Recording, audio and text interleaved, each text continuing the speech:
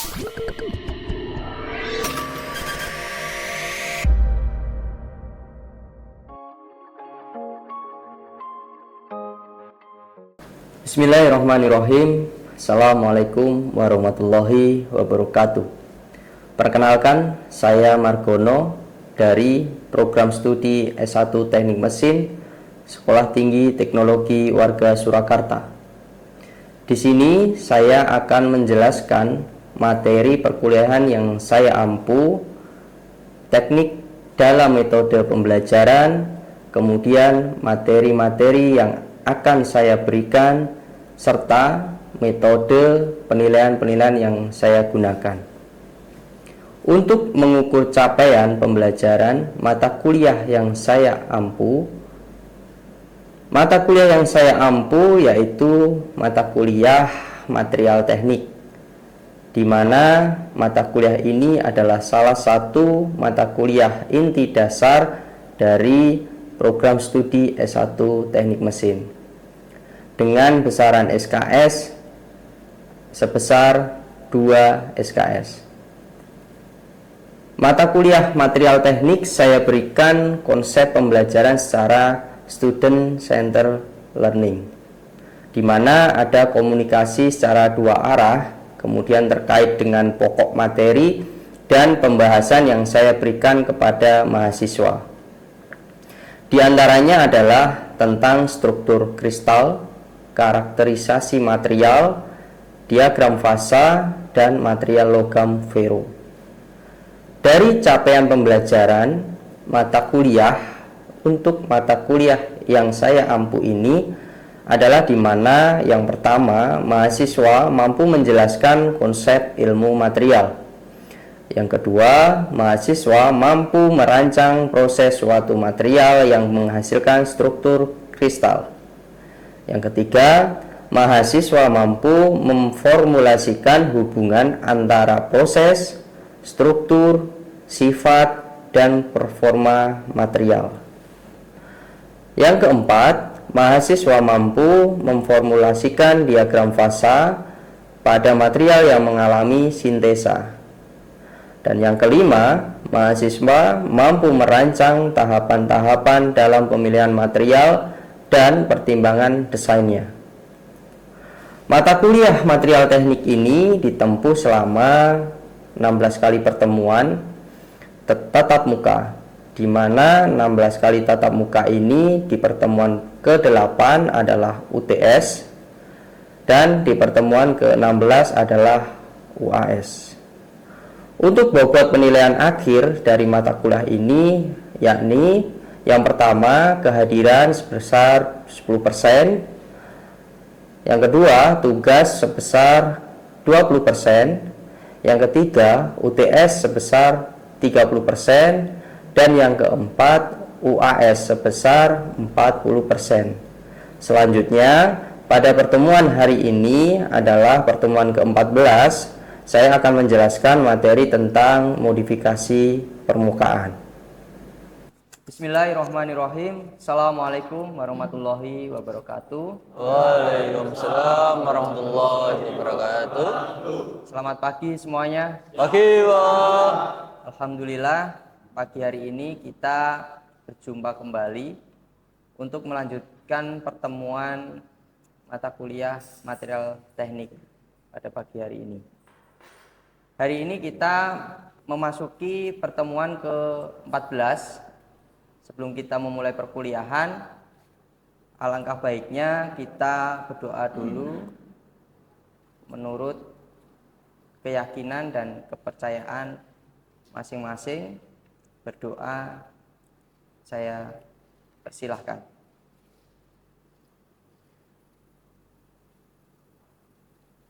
Berdoa selesai. Pada pertemuan hari ini kita akan membahas tentang modifikasi permukaan untuk meningkatkan kinerja material. Ada yang sudah pernah tahu apa itu modifikasi permukaan? Modifikasi permukaan melibatkan perubahan komposisi atau struktur permukaan bahan untuk meningkatkan sifat material. Jadi proses ini penting untuk meningkatkan ketahanan bahan terhadap korosi, keausan, dan suhu ekstrim atau suhu yang sangat tinggi. Meningkatkan fungsionalitasnya dan membuka potensi baru dalam berbagai aplikasi, itu modifikasi permukaan. Lalu di sini juga kita menjelaskan tentang pelapisan. Lapisan itu untuk mengubah permukaan ya. Jadi pelapisan adalah proses yang melibatkan penerapan lapisan tipis material pada permukaan bahan dasar untuk mengubah sifatnya. Ada yang pernah tahu atau mungkin sudah pernah lihat proses pelapisan? Sudah ya? Sudah. Jadi mungkin banyak kalau kalian lihat proses pelapisan krom seperti itu ya, dengan proses electrodeposition atau menggunakan electroplating. Lapisan ini dapat berupa logam, keramik, polimer, atau kombinasi dari keduanya. Proses pelapisan ini dilakukan dengan teknik yang berbeda, masing-masing memberikan karakteristik unik pada permukaan. Yang pertama di sini meningkatkan kekerasan material. Lapisan keras meningkatkan ketahanan permukaan terhadap abrasi dan goresan. Ya, jadi terkait gesekan. Lalu ketahanan korosi. Di sini juga lapisan melindungi atau mencegah korosi dan degradasi permukaan akibat lingkungan lembab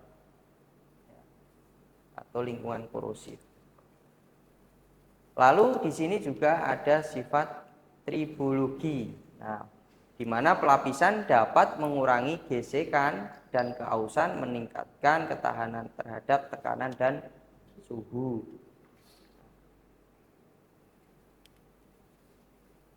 Oke, selanjutnya metode modifikasi permukaan. Di sini ada beberapa metode yang dilakukan untuk melakukan modifikasi permukaan material, supaya material yang awalnya lunak bisa menjadi keras. Modifikasi permukaan dapat dilakukan dengan berbagai metode atau teknik. Dikelompokkan berdasarkan prinsipnya.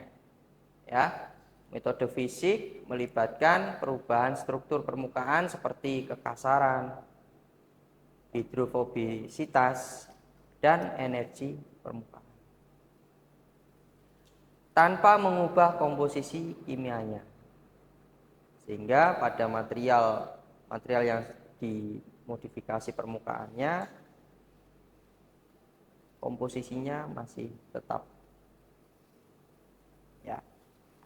Metode kimia mengubah komposisi permukaan melalui reaksi kimia seperti oksidasi atau pelapisan elektrokimia. Lalu gabungan metode ini memungkinkan penyesuaian sifat yang lebih kompleks. Di sini ada metode fisik seperti modifikasi plasma, ada PVD atau physical vapor deposition, dan perlakuan termal seperti kalsinasi. Lalu ada metode kimia yang melibatkan pelapisan elektrokimia, oksidasi, dan pelapisan kimia.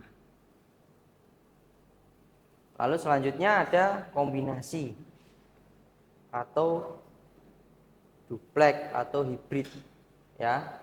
Jadi kombinasi ini menggunakan metode hibrida yang menggabungkan aspek fisik dan kimia. Jadi menggabungkan dari proses metode fisik dan metode kimia. Atau mungkin bisa menggunakan metode fisik dari proses modifikasi plasma dengan proses PVD. Atau dari proses PVD dengan proses perlakuan thermal. Jadi dupleks hibrid untuk menghasilkan sifat mekanik yang lebih unggul pada material tentunya. Gitu ya.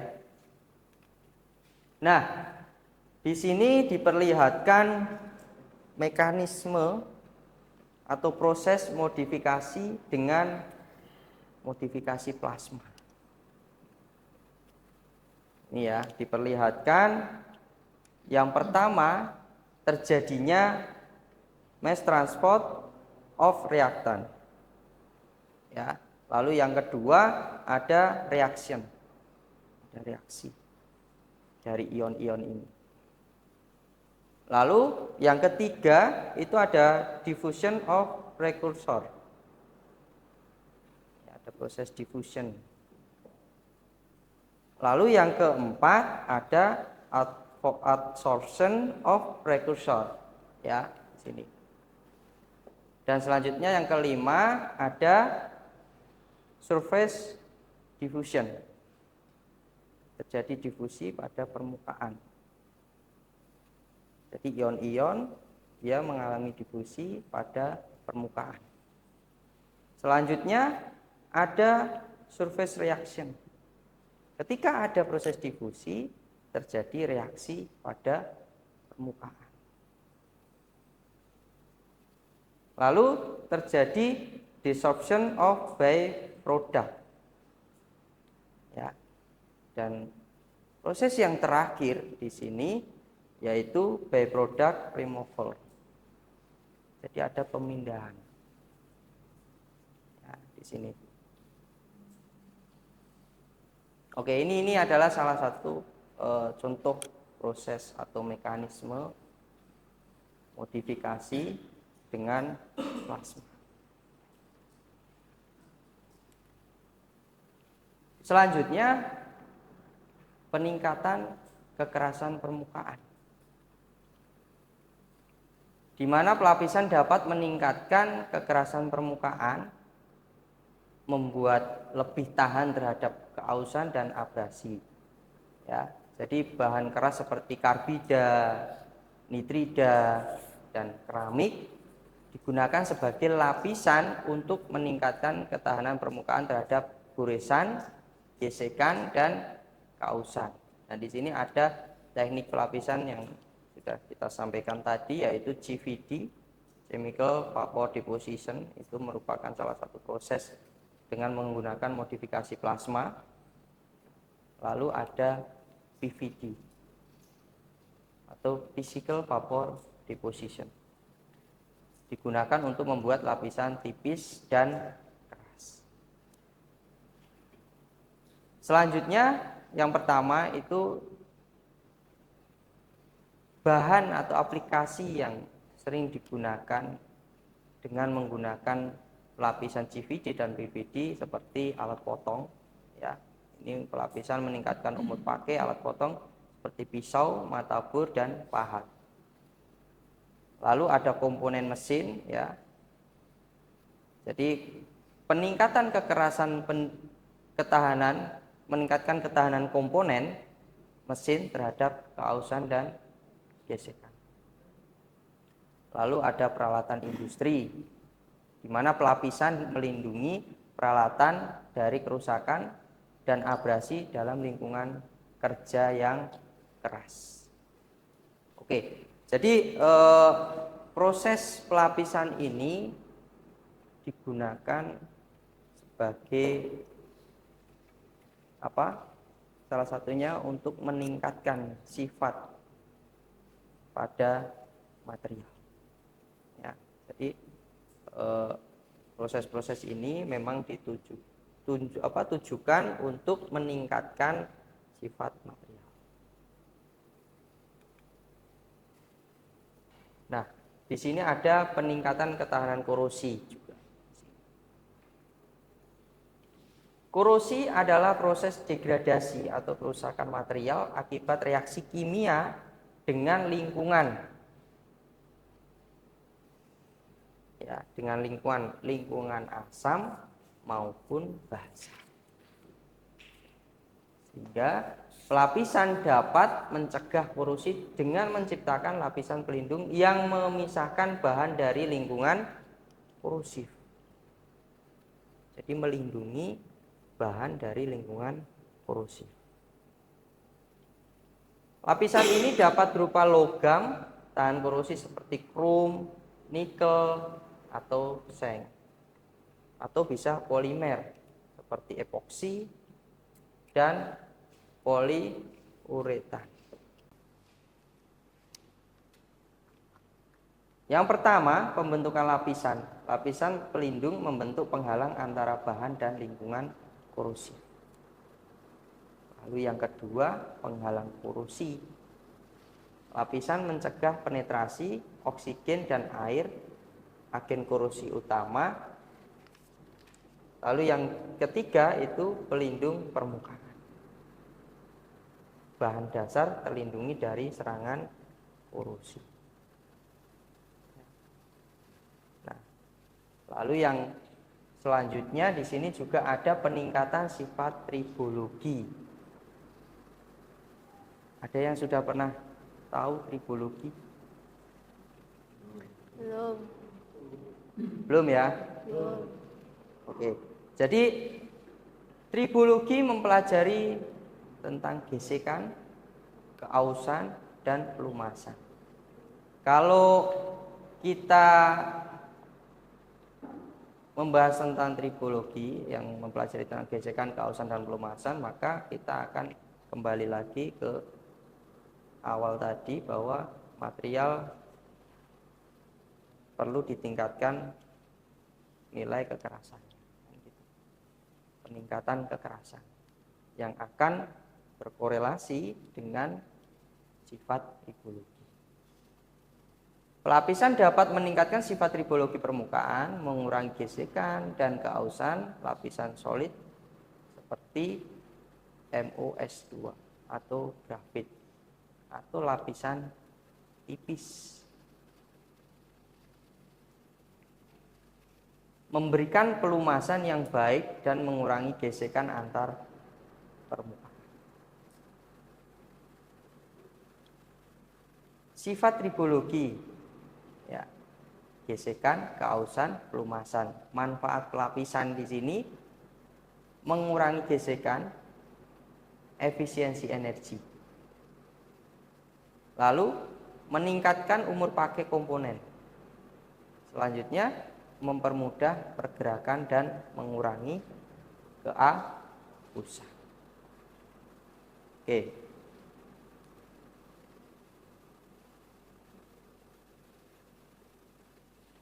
Jadi aplikasi pelapisan dalam industri. Kita perlihatkan aplikasi pelapisan dalam industri. Jadi pelapisan memiliki aplikasi yang sangat luas dalam berbagai industri ya. Dengan menawarkan solusi untuk tantangan yang berbeda. Jadi material itu sangat penting, Mas. Kalian harus tahu sifatnya, karakteristiknya material, dan bagaimana supaya material itu memiliki sifat unggul. Oke ya. Di industri otomotif, pelapisan meningkatkan ketahanan korosi dan keausan komponen mesin, meningkatkan efisiensi dan umur pakai pada kendaraan. Selanjutnya industri aerospace, ya, memanfaatkan pelapisan untuk meningkatkan ketahanan terhadap suhu tinggi dan keausan pada komponen pesawat terbang. Lalu industri biomedis, di mana pelapisan untuk meningkatkan biokompatibilitas dan ketahanan korosi pada limbah.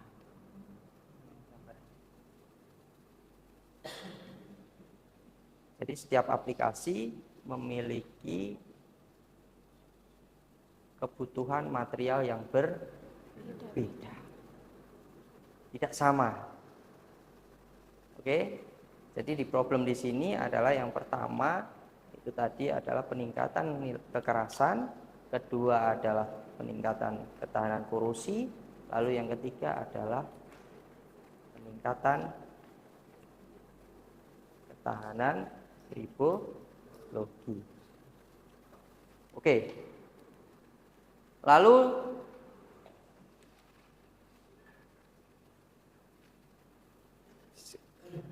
sampai di sini mungkin ada pertanyaan dari teman-teman sekalian. Silakan. Ya, silakan. Selamat pagi Pak Margono. Tadi kan dijelaskan mengenai pelapisan fisik ya Pak. Tadi ada disebutkan bahwasanya adanya physical vapor deposition dan chemical vapor deposition ya Pak. Itu apa sih Pak? Boleh dijelaskan lebih rinci kepada kami? Oke, baik. Saya akan langsung saya jawab ya untuk Mas Al. Untuk physical vapor deposition ya, physical vapor deposition itu proses di mana metode ini menggunakan mekanisme penguapan material pelapis dalam ruang vakum, ya, untuk kemudian dikondensasikan ke permukaan substrat. Jadi untuk menghasilkan lapisan tipis, ya, lapisan tipis. Jadi lapisan tipis itu bisa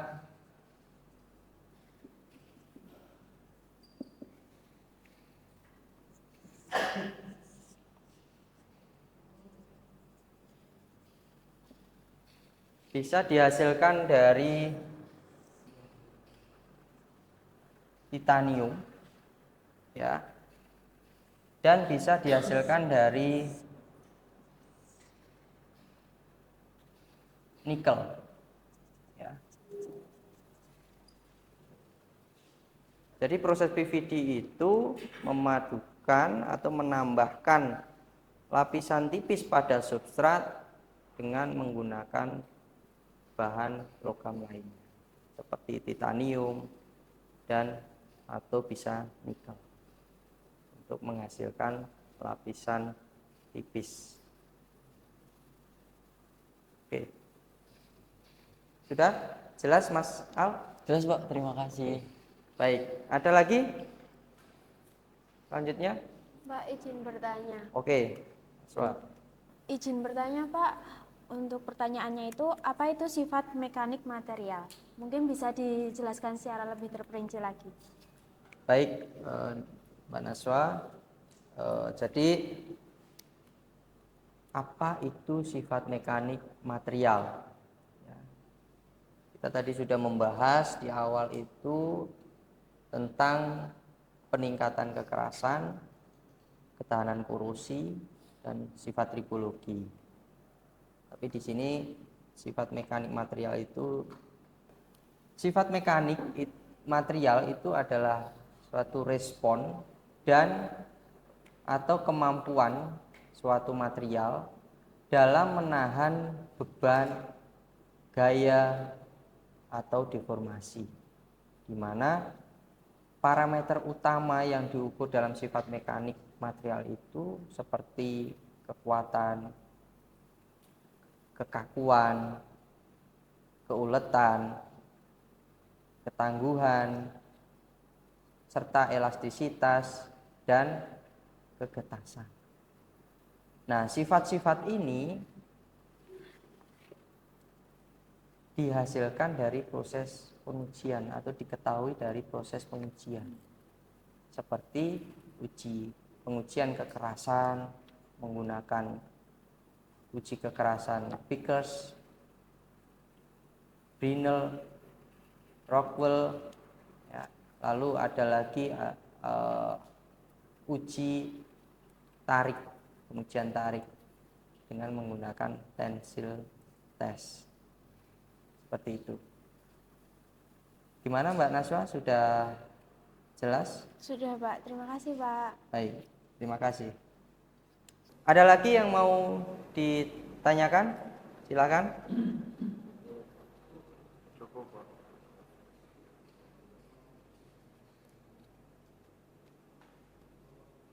Oke, cukup ya?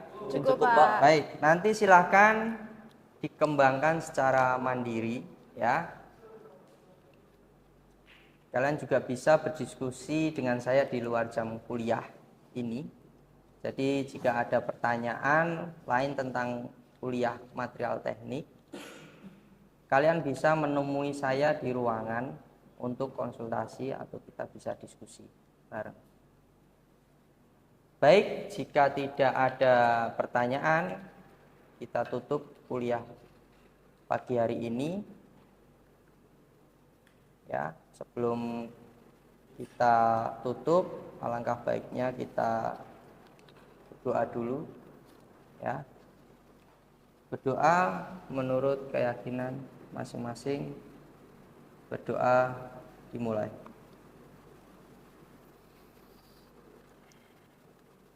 Doa selesai. Baik, terima kasih. Saya tutup untuk kuliah hari ini. Wassalamualaikum warahmatullahi wabarakatuh.